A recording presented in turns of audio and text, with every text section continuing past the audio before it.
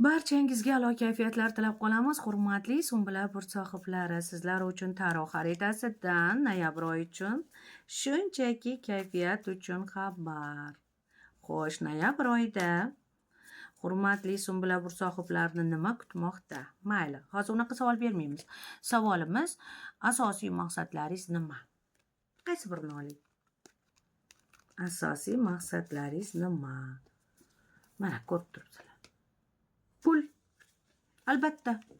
Hammaga pul kerak. Sumbula burt sohiblariga asosiy maqsad pul.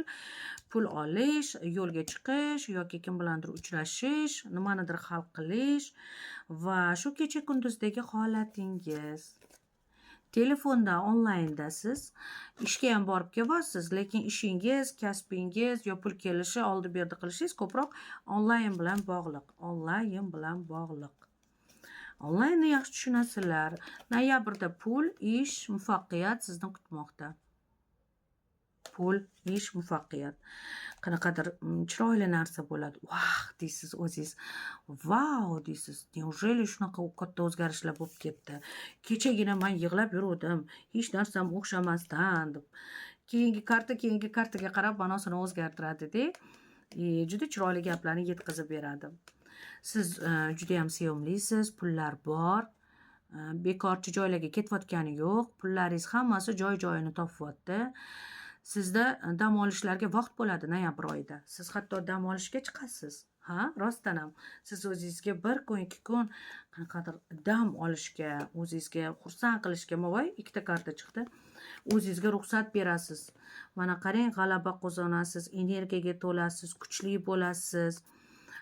Undan tashqari gaplaringiz juda o'tkir bo'ladi, o'zingiz juda ko'rkam bo'lasiz, o'zingiz juda chiroyli bo'lasiz, sevimli bo'lasiz. Voy, to'y, masalan, turmushga chiqmagan Sumbula burt sohiblarida turmushga chiqishi tezlashishi mumkin. Uylanmagan Sumbulalarda uylanish ehtimoli ko'proq yoki tanishuv, sevgini uchratish ehtimoli ko'proq. Sevishganlar urushgan bo'lsa, yarashib ketish, baribir o'ylaysiz, siz doim pulni o'ylaysiz-da, pulni o'ylamang. Pulni o'ylashingiz bilan siz blok tushirasiz. Siz pulni o'ylamang, hurmatli Sumbula burt sohiblar. Shundoq ham sizlarga pul bayram doim atrofingizda kelaveradi. Sizlarni xatolaring, sizlar pulni o'ylaysizlar, o'zingizlar blok tushirasizlar. Mana sizlarda doim xursandchilik, doim dasturxonlar, doim eng mazali ovqatlar, taomlar yeya olasizlar. Uyingiz ham tinch, hamma hurmat qiladi. Hamma kelib siz bilan bo'lar bo'lmasga jang qilmaydi. Faqat siz jang qilishingiz mumkin. O'zingizdan o'zingiz yoki siqilib. Chunki nimaga sizlar keragidan ortiq pul o'ylaysizlar. Pul haqida o'ylamanglar. Pul Sumbula burt sohibini yaxshi ko'radi. Pulni o'zi yaxshi ko'rib, o'zi keladi har doim. Sizga nima kerak bo'lsa, o'sha payt pul keladi. Siz faqat pul bo'yicha qo'rqoqsiz. Faqat buni yashirasiz. Qo'rqmayman deysiz. Yo'q.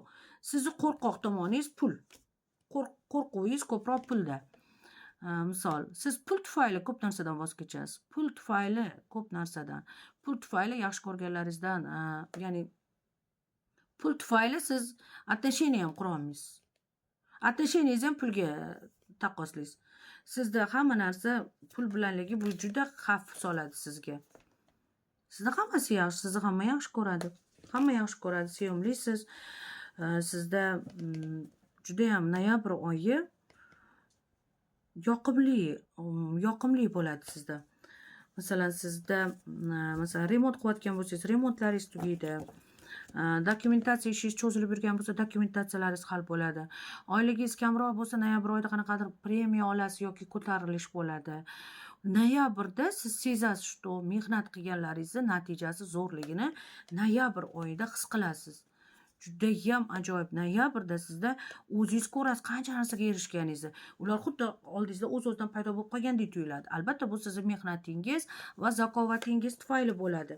Illyuziyalarga ishonmang. Ya'ni birovlar noyabrda nimalarnidir va'da qilsa, joyini alishtir yoki bunaqa desa, u illyuziyalarga ishonmang. O'zingizga ishoning.